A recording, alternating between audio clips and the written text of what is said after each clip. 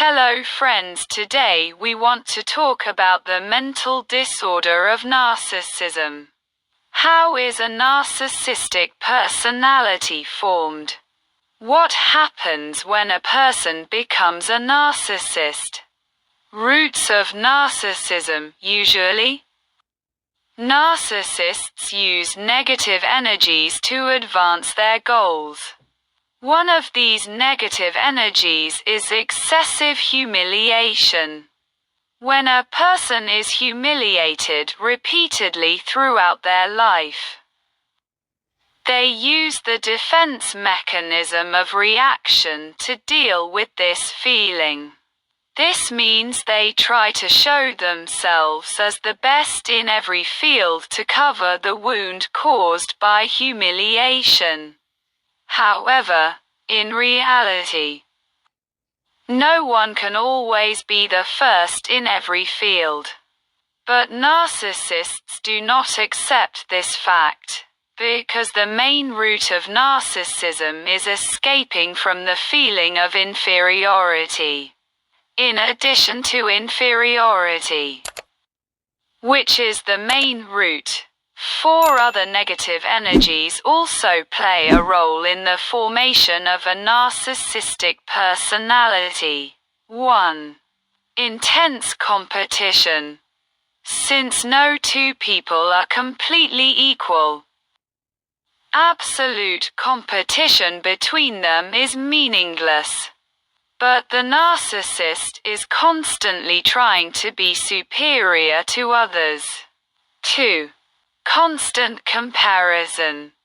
Just as competition is a behavior, comparison is a thought. The narcissist constantly compares himself to others and cannot accept his own unique values. 3. Fantasy world. The narcissist is separated from reality. Since he cannot always be the best in the real world, he takes refuge in a fantasy world and creates a world in his mind in which he plays the role of God and others are his followers and slaves. 4. Expecting others.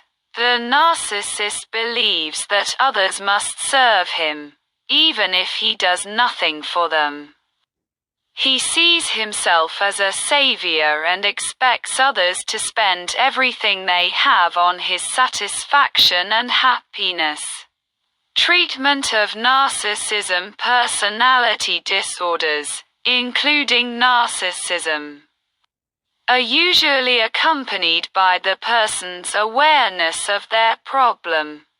Narcissists usually do not admit that they have this disorder. Many therapists make the mistake of directly trying to tell the narcissist that his behavior is wrong. But this method has the opposite result and increases the person's resistance. The correct approach is to address the roots of the disorder and, instead of treating the outward manifestation of the disorder, strengthen alternative positive energies in the person. To do this, we start treating the weaker roots first. 1. Replacing competition with personal growth. Clients must be taught that competition on a general scale is meaningless. The only worthwhile competition is the competition of the person with his own past. 2. Stop comparing with others. We must help the person understand that nothing can be compared to anything else. Instead of comparing with others, the person should focus on his own progress. 3. Reduce expectations from others. We must show the person that his expectations from others are not met without reason, and this is rooted in his incorrect thinking. He must learn to meet his own needs instead of relying on others. and we must provide the necessary skills and training for the client to become independent. 4. Work on the real world. The client must believe in the real world, and know that the real world is much more efficient and better than the imaginary world he has created for himself. 5. Feeling of inferiority. The main root. To solve this problem, we must go back to the person's past and see what events caused this feeling. Then, with healthy analysis, help the person understand that being humiliated does not mean that they are truly worthless, and let them know that the person who humiliated them in the past was hurt and humiliated themselves. And no matter how weak you were in the past, no one had the right to humiliate you. In this process, forgiving the humiliating people can play an important role, not for them, of course, but for the person's own peace. Ultimately, the client must be able to let go of the past and learn to use positive energy and help them grow instead of humiliating others.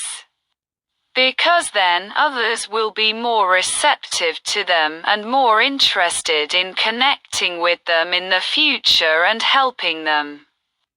Tips for therapists. Have an equal relationship with the narcissistic client. If he feels that you are inferior to him, he will try to control you. Avoid over-approving of the strengths that the client demonstrates, because he may take these affirmations as an affirmation of his entire narcissistic personality. And instead of affirming those traits, replace them with human qualities that the client has. Be patient. Narcissistic personality therapy is a long-term process, and you will see a lot of resistance from the client. Don't let him put you in the role of God or slave. Narcissists first try to exalt the therapist, then destroy him to have more control over the relationship.